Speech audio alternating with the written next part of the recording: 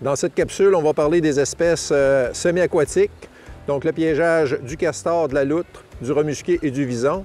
On va avoir différentes approches de piégeage pour éviter des captures non visées. Dans le cas du castor, on va parler principalement de risques de capture de chiens si on utilise des techniques au sol avec utilisation de leurre. Autrement, toutes les techniques qui sont préconisées sont sous l'eau pour éviter ce genre de problématiques-là. On va avoir également, dans le cas du remusqué et du vison, des risques de capture, soit dans le cas du vison avec appât, de capturer des ratons laveurs dans des engins non conformes ou non visés, ou carrément attirer aussi des chats domestiques sur ces engins de piégeage-là. Et par la suite, dans le cas du remusqué, ce qui est le plus à risque, c'est les techniques au flotteur, surtout si on utilise un appât. Donc, à ce moment-là, ça peut tirer des espèces d'oiseaux divers. Donc, on va montrer des approches pour éviter ce genre de situation.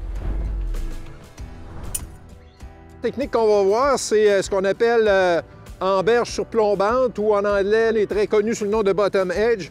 On utilise finalement les bordures de cours d'eau et des endroits qui ont eu de l'érosion par le courant.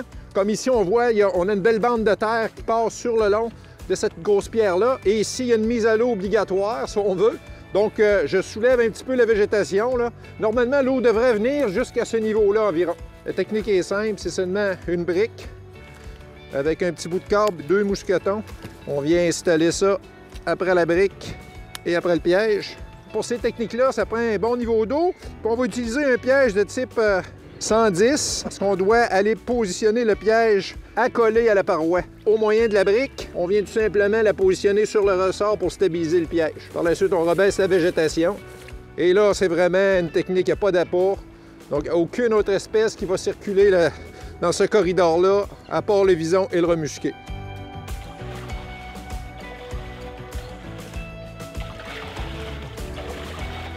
La technique qu'on voit ici, c'est une technique avec une boîte piège. C'est quand même souvent utilisé pour le vison. Le risque avec ce système-là, c'est qu'on utilise un appât. Ces appâts-là peuvent attirer des espèces non visées, donc entre autres les chats domestiques, surtout si on est en milieu habité. Ça peut aussi être un risque pour le raton laveur. Donc une des façons d'éviter ces situations-là, on fait juste modifier la boîte d'origine, une boîte conventionnelle. On va mettre soit une planche d'une certaine largeur ou un contreplaqué. On va faire un trou en plein centre. Ce trou-là est combiné avec une boîte qui est fermée en arrière, donc il n'y a pas vraiment de grillage, c'est une boîte opaque. Quand on va avoir tout bien camouflé cette boîte-là, ça va faire comme un orifice naturel qui représente presque la tanière d'un remusqué. Donc le vison va rentrer là-dedans en toute confiance avec l'odeur de la peau et tout ça.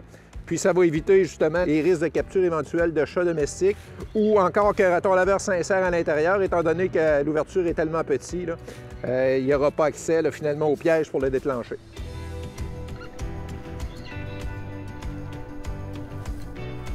Autre technique sélective qu'on utilise, c'est les pièges à la passe. Donc aucun appât là aussi. On prend les bêtes sur le déplacement. On a 2 passes naturelles ici dans la grande végétation herbacée. Et quand on penche à la hauteur de l'animal, on voit très bien les sentiers de déplacement. Donc il s'agit tout simplement de mettre un piège à 2 ressorts à ce moment-là, vu qu'on est au sol. Donc ça, c'est vraiment très efficace, remusqué et vison. Pas d'appât, donc aucun risque de capture de chats domestiques ou de ratons laveurs. C'est vraiment très sélectif comme technique de piégeage. Donc le piégeage du castor, de la loutre, dans ces cas-là, c'est surtout faire attention aux installations qui sont hors de l'eau. Surtout si on utilise un leurre qui pourrait attirer à ce moment-là un chien qui est en périphérie. Donc on privilégie des techniques en l'eau, sous l'eau. Comme ici, dans un chenal, on est près d'une cabane de castor, puis on est à la charge du cours d'eau. On vient positionner un billot avec un système de 3 clous, puis le piège est suspendu en dessous. Là, il y a de l'asse. Normalement, en eau claire, le castor, en voyant le billot, va plonger en dessous, puis à ce moment-là, on le capture au niveau du piège. Donc ça, c'est sûr que c'est des techniques qui sont très sécuritaires pour les captures accidentelles, là. Donc, on est sur un barrage de castor actif. Au déversoir du barrage, très bon site pour le castor. Et quand la colonie de castor est capturée, bon, c'est bon de persister pour la loutre. Seule chose à porter à l'attention, si on fait du piégeage en dehors de la saison de piégeage pour des besoins de déprédation, on va éviter hors saison de mettre ce type d'installation-là parce qu'on peut capturer des loutres dans une période qui est non visée. Donc, technique au flotteur, au remusqué. Idéalement, on n'utilise aucun appât, surtout si c'est au printemps. On va tout simplement positionner à cet endroit-là un morceau de glande de remusqué séché ou un leurre à base de glande. Fait que ça va éviter d'attirer les oiseaux sur le site. Quand même toujours bon d'utiliser à ce moment-là un système de protection parce que les canards ont souvent tendance à monter sur les objets flottants. Donc si un canard essaie de rentrer sur cette planche-là, il va se buter sur cette broche-là ici, puis ça va changer sa course, il ne viendra pas en lien avec le piège. Si on met un appât qui va être positionné ici, c'est le même principe, ça peut attirer d'autres types d'oiseaux à ce moment-là pour venir manger sur l'appât. Toujours avoir cette broche de protection-là pour éviter des captures non visées.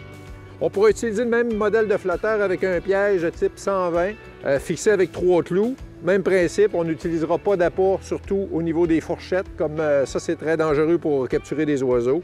On va plutôt utiliser un leurre olfactif à base de glande qui va être situé en arrière du piège, là.